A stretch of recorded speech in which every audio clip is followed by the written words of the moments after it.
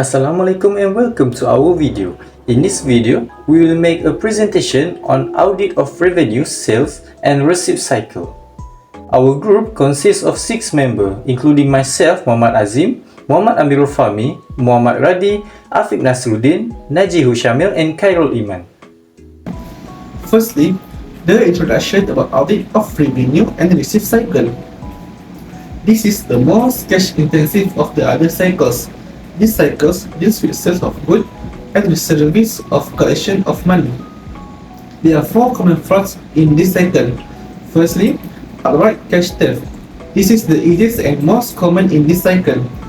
It's also carried out through unrecorded sales, overbilling and lapping. The next one is theft of other assets. Assets can be stolen by ordering and shipping goods to an address other than of the business. The next one is kickbacks to customer. The fraudster underbids the customer for merchandise and they split the difference, or receivables are written off as uncollectible for a fee. The last one is front-end fraud, committed by the fraudster directing customers to take their business elsewhere or misappropriating a rebate. Misstatement that could occur in the revenue process. Firstly, recording fictitious sales, recognizing revenue on shipments that were not made. The second one, early sales recognition refers to recognized income in the current year, even if the products or service are shipped or provided in the next year. Thirdly, early shipment of goods, recognizing revenue before the customer requests delivery. Next one, shipment of more goods than the customer order. And the last one, recognition of revenue based on swap transaction by which the customer and the client exchange product or service, recognize revenue based on the exchange. This is the cycle of account in the sales and collection.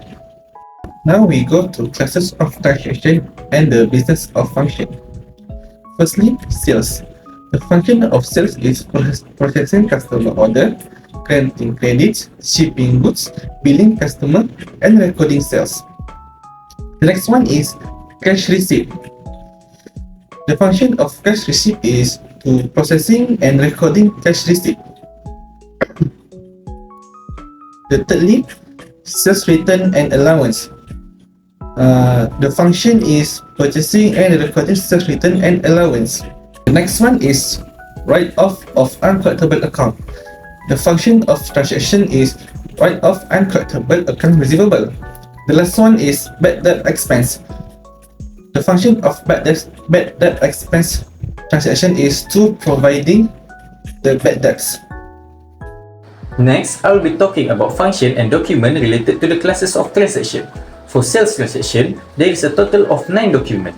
The first one is customer order, which is a document that requested by a customer for merchandise. The second is sales order. Sales order is a document for communicating the description, quantity and related information for goods ordered by a customer. The third document is shipping document. It is a document prepared to initiate shipment of the goods, indicating the description of the merchandise and the quantity of ship and the other relevant data. The third document is sales invoice, the document indicating the description and the quantity of the goods sold, the price, the freight charge, the insurance term and other relevant data. The fifth one is the sales of transaction files. It is a computer-generated file that includes all sales transactions processed by the accounting system for a period, such as a day, week or month. Next document is sales journal. It is a report generated from sales transaction file that typically include the customer name, date, amount, and account classification or classification for each transaction. The seventh document is account receivable master file, which is a file used to record individual sales, cash receipt, and sales return and allowance for each customer, and to maintain customer account balance. The eighth document is account receivable trial balance. This list or report show that the amount receivable for each customer at a point in time. And the last document is monthly statement. a document sent by a mail or electronically to each customer indicating the beginning balance of account receivable, the amount and the date of each sale, cash payment received, credit memo issued, and the ending balance due. For cash receipt transaction, there are 4 documents related. The first one is remitted advice, a document that accompanies the sales invoice mailed to the customer and can be returned to the seller with the cash payment. The second one is pre-listing of cash receipt. It is a list prepared when cash is received by someone who has no responsibility for recording sales, account receivable, or cash, and who has no access to accounting records. The third one is cash receipt transaction files, a computer-generated file that includes all cash receipt transactions processed by the accounting system for periods such as day, week, or month. The fourth document is cash receipt journal, a report generated from the cash receipt transaction file that includes all transactions for any time period. Next is a document related for sales return and allowances. First document is a credit memo, a document indicating a reduction in the amount due from a customer because of returned goods or an allowances granted. Second is sales return and allowances journal. It is a journal used to record sales return and allowances. For write-off of uncollectible accounts document related, the first one is uncollectible account authorizes form, a document used internally to indicate authority to write an account receivable off as uncollectible. The next one is general journal, which is a document that records transaction or action at business event. For bad debt expense document related, there is only one document, which is general journal. Thank you Azim for his presentation just now. Next, I will walk you through 2 critical flowcharts, which is the typical credit sale flowchart and the typical cash collection flowchart. Additionally, I will explain the methodology for designing tests of control and substantive tests of transaction for sales. This will give us a comprehensive understanding of the processes and the importance of internal control in auditing. Let's begin with the credit sales flowchart. This flowchart details the journey of a sales transaction from the initial customer order to the final invoicing stage. Here's the step-by-step process. First, customer order to credit approval. The process starts with the customer order recorded as an internal sales order. The order is then sent to the credit department for credit approval. The customer's credit worthiness is verified against year records to prevent any potential bad debts. Second, preparation and shipping. Once the credit is approved, the shipping department prepares the shipping order and bill of lading. The shipping order is checked for any variation from the customer order to ensure accuracy. The bill of lading is prepared for both the customer and the carrier, and the carrier's copy is used to obtain the customer's signature upon delivery, serving as proof of delivery. Third, invoicing. The invoicing department reconciles the customer order, shipping order, and bill of lading to prepare the sales invoice. The invoice is then filled and sent to the customer. Fourth, recording in accounting. The accounting department records the invoice detail in the sales journal and updates the account receivable master file. This ensures that the sale is accurately recorded in the company's financial records and the customer's account is updated accordingly. This flowchart ensures that every step in the sales process is documented and controlled, minimizing errors and ensuring accurate financial reporting. Next, we have the typical cash collection flowchart. This flowchart illustrates the steps from receiving checks to updating the customer's account. Here's how it works. First, receiving and listing checks. The process begins with checks received from customers. These checks are then listed in a pre-listing which is cross-referenced with any available remittance advice to ensure accuracy. Second, bank deposit and reconciliation. A bank deposit slip is prepared and validated by the bank to confirm the deposit. The pre-listing is then reconciled with the remittance advice, and the entries are recorded in the cash receipts journal and the account receivable master file. Third, updating customer accounts. Using the update accounts receivable master file, customer statements are prepared to reflect the received payments. This ensures that all cash receipts are properly documented and recorded, reducing the risk of errors or fraud. By following this flowchart, companies can maintain a robust cash collection process, ensuring that all received funds are accurately recorded and accounted for. Finally, let's discuss the methodology for designing tests of control and substantive tests of transaction.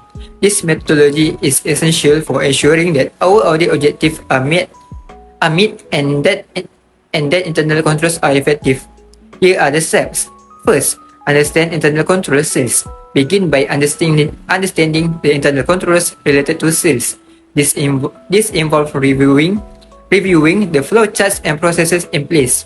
Second, assess plan control risk sales. Assess the plan control risk for sales. Identify potential weakness in the control environment. Third, determine extent of testing control. Based on the assessed risk, decide the extent of testing required for the control. Fourth, design tests of controls and substantive tests of transaction. Develop tests of controls and substantive tests of transaction to ensure they meet transaction-related audit objectives. The key components to consider are audit procedures. Define the specific steps to be taken to test the control. Sample size. Determine how many transactions or instances will be tested. Item to select. Identify which specific transaction or document will be selected for testing. Timing. Schedule when the test will be conducted. By following this methodology, we ensure a true audit process that identifies and addresses any issue in the sale process, supporting the integrity of the organization's financial reporting.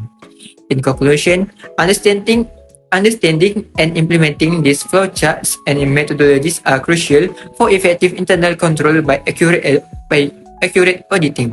By meticulously following this process, company can ensure robust financial management and reliable financial reporting.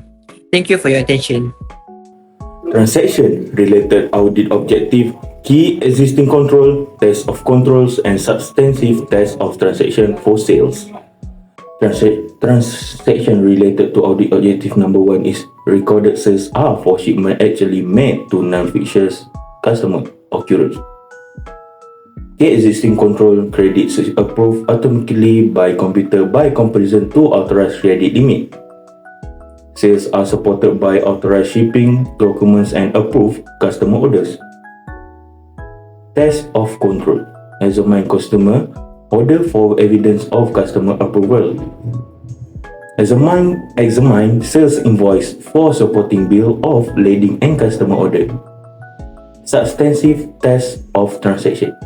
Account for a sequence of sales invoice, review sales journals and master file for unusual transaction and amounts. Transaction related to audit objective number 2 is existing sales transaction are recorded completeness. Shipping documents are pre-numbered and accounted for weekly. Batch total of quantities shipped are compared with quantities billed. Account for a sequence of shipping documents. Examine file of batch total for initial of data control clerk. Trace selected shipping documents to the sales journal to be sure that each one is included. Recorded sales are for the amount of goods shipped and are correctly billed and recorded. Accuracy is the transaction related to audit objective number 3. Sales are supported by authorized shipping document and approved customer orders. Batch total of quantity shipped are compared with quantity billed. Examine sales invoice for supporting document. Examine file of batch total for initial of data control clerk. Trace in entries in sales journal to sales invoice. Recompute price and extensions on sales invoice. Transaction related to audit objective number 4 is sales transaction are properly classified. Classification. Account classification are internally verified. Examine document package to internal verification. Examine duplicate sales invoice for proper account classification. Transaction related to audit objective number 5 is sales are recorded on the correct dates. Timing. Shipping documents are pre-numbered and accounted for weekly by the accountant. accounted for a sequence of shipping documents, compare date of recording of sale in the sales journals with the duplicate sales invoice and bills of lading. Sales transaction that related to audit objective number 6 is sales transaction are properly included in the account receivable, correctly summarized, posting and summarization. Computer automatically post transaction to the account receivable master file and general ledger. Account receivable master file is reconciled to the general ledger in a monthly basis. Examine evidence that account receivable master file is reconciled to the general ledger. Examine evidence that account receivable master file is reconciled to the general ledger. Trace selected sales invoice from the sales journals to the accounts receivable master file and test for amount, date and invoice number. Use audit software to foot and cross-foot the sales journal and trace total to the general ledger. Transaction related audit objective, key existing controls, test of controls and substantive test of transaction for cash receipts. Transaction related to audit objective. Recorded cash receipts are for funds actually received by the company. Occurrence. Accountant independently reconciles bank account. Batch total of cash receipts are compared with computer summary report. Observe whether accountant reconciles bank account. Examine file of batch total for initial of data control clerk. Review cash receipt journals and master file for unusual transaction of amount. Trace cash receipt entries from the cash receipt journal entries to the bank statement. Cash receipt is recorded in the cash receipt in journal is a transaction cash receipt that related to audit objective number 2, completeness. Pre-listing of cash receipt is prepared. Checks are restrictively endorsed. Observe pre-listing of cash receipt. Observe endorsement of incoming checks. Obtain pre-listing of cash receipt and trace amount to the cash receipt journals, testing for names, amounts and dates, compared to the pre-listing with the duplicate deposit slip. Cash receipts are deposited and recorded at the amount received is accuracy that transaction related to audit objective. Accountant independently reconciles bank account. Batch total of cash receipts are compared with computer summary report. Observe whether accountant reconciles bank account. Examine file of batch total for initial of data control clerk. Obtain pre-listing of cash receipt and trace amount to the cash receipt journals, testing for names, amount and date. Prepare proof of cash receipts. Transaction cash receipt number 4 is classification. Cash receipt transactions are properly classified. Cash receipt transactions are internally verified. Examine evidence of internal verification. Examine pre-listing for proper account classification. Cash receipts are properly included in the account receivable master file and correctly summarized. Posting and summarization is transaction related to audit objective number 5.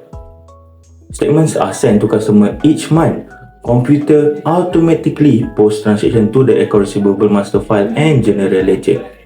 Observe whether monthly statements are sent. Examines evidence that account receivable master file is reconciled to general ledger. Trace selected entries from the cash receipt journals to the account receivable master file and test for dates and amount. Trace selected credits from the account receivable master file to the cash receipt journals and test for dates and amount. The crucial topics of analytical procedures for the sales and collection cycle. This process is fundamental to ensuring the accuracy and reliability of financial statement, particularly concerning sales and account receivables. As we can see from the table displayed, there are several key analytical procedures that auditors employ to identify possible misstatements. So let's explore this in more details. The first one, we got the comparing gross margin percentage with previous year by product line. This procedure helps us identify any significant deviation in gross margins, which could indicate an overstatement or understatement of sale and account receivables. By examining this percentage, auditor can pinpoint areas that require further investigation. The next one is comparing sales by months by product line over time.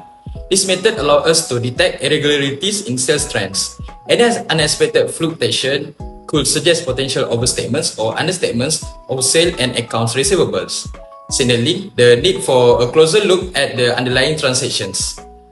Next one is comparing sales return and allowance as a percentage of gross sales with previous years. Sales return and allowance are critical indicators of the quality of sales and customer satisfaction. By comparing these figures year over year, auditor can identify possible overstatement or understatement that might affect both sales return and account receivable. Comparing individual customers' balance over a state amount of previous years. Monitoring individual customers' balance over time helps in detecting anomalies that could indicate misstatements in accounts receivable and related income statements accounts. Significant changes in customer balance could reflect issues with billing, collection, or revenue recognition. Next, comparing number of days that accounts receivable are outstanding with previous year and related turnover of accounts receivables.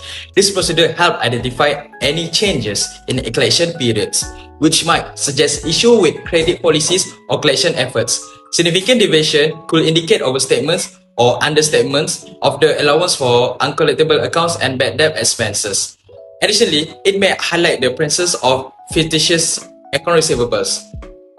Comparing edges, the next one is comparing edges categories as a percentage of account receivable with previous years. By examining the edging categories, we can assess the quality of receivable. A shift in the aging profile might indicate potential issue in collectability, leading to overstatement or understatements of the allowance for uncollectible accounts and bad debt expense.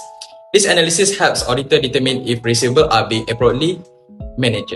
The next one is comparing allowance for uncollectible account as a percentage of account receivable with previous years.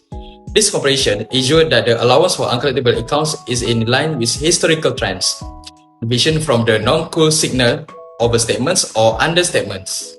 Impacting the accuracy of the financial statements is essential to validate that the allowance reflects current economic condition and credit risk. The last one is comparing charge of uncollectible account as a percentage of total account receivable with previous years. By monitoring the charge-off rate helps in assessing the adequacy of allowance for uncollectible accounts. Anomalies in this percentage could indicate improper estimation of bad debts, leading to potential misstatements. These procedures ensure that write-off are consistently applied and accurately reported. By employing these analytical procedures, auditors can provide a comprehensive evaluation of the account receivable and related allowance. This measure not only help in identifying potential misstatements, but also ensure that the financial statement present a true and fair view of the company financial position. Hello everyone, today I will walk you through the procedures involved in testing account receivable. This process ensures the accuracy and validity of the receivables reported in the financial statements. Let's dive into the step involved. First thing first, we start by reviewing the account receivable trial balance to identify any large or unusual receivables that may require special attention. Next, we perform analytical procedures to calculate significant changes from prior years and follow up on any discrepancies. We then review the age trial balance to check for any notes and third-party receivables, ensuring they are correctly classified and valued. It is crucial to inquire with management regarding any related party notes or long-term receivables to confirm their inclusion in the trial balance. We also review minutes of board of director meetings and inquire the management to determine whether any receivables are pledged and factored. The sixth procedure is we trace the account from the trial balance to the accounts receivable master file to verify the aging and balance of each account. 7. Put 2 pages of the trial balance for aging columns and balance, and total all page and cross-put the aging. This involves putting 2 pages of the trial balance for aging columns and ensuring the balance and total are accurate across all pages. We then trace the balance to the general ledger to ensure consistency and accuracy. We perform a detailed trace of 5 accounts from the master file to the aged trial balance to confirm their accuracy. Next, we confirm the accounts receivable balance using positive confirmations sent to customers, ensuring they agree with the reported balance. So for the 11 procedures, for confirmation not returned after the first or second request, we perform alternative procedures to verify the account balances. We discuss with the credit manager to the collectability of all the accounts and examine subsequent cash receipts and the credit file for the large accounts. We then evaluate the accuracy of the allowance for doubtful account after performing the audit procedures. We select the last 20 sales transactions of the current year and trace them to the related shipping documents to verify the date of shipment and proper recording. Finally, we review large sales return and allowance before and after the balance sheet date to ensure they are recorded in a correct period. For the task 2, we are required to discuss about the case relating to the sales and collection cycle from past year question. Here is the extract question from February 2022, question 5b. We can identify 5 possible internal control weaknesses from the company. The first weakness is there is no appropriate requirement for the client's financial statement capabilities as evident in justifying the client's credit worthless. The impact is the absence of additional financial supporting documents of the clients would lead to the risk of choosing a bad paymaster clients. Our suggestion is the company should strict in requirement financial capabilities of the client to make sure they are capable to pay back the debt. The second weakness is there is no proper segregation of duties by the clerk in reviewing and approving the application. The impact of this weakness is this situation may lead to biased or inaccurate decision making in approving the application. Our suggestion is the company should set a proper segregation of duties to make sure there will be no bias. The third weakness is there is no segregation of duties between the person in charge reviewing and creating the job order. The impact is there is a possibility of data manipulation that might be initiated by the clerk. Our suggestion is the company should separate the responsibility of a person in charge in reviewing and creating the job order. The fourth weaknesses is infrequent generation of debtors aging report might cause inefficient credit collection performance due to the lack of monitoring frequency. Monthly report deemed insufficient. The impact is the report that is generated on monthly basis pose a higher risk on credit collection performance than the report that is generated on daily or weekly basis. The risk may cause the number of bad paymaster rise and the bad debt among the clients. Our suggestion is the company should monitoring frequency by record and notify the creditors by daily or weekly basis. The last weakness is lack of strictness, proper and effective procedure in credit collection mechanism in countering bad paymaster clients. The impact is the number of clients with bad debts account will be high and become uncontrollable. Our suggestion is the company should improve their procedure in credit collection mechanism. Thank you for watching our video. Hope it can give you more knowledge about audit of sales and receipt cycle.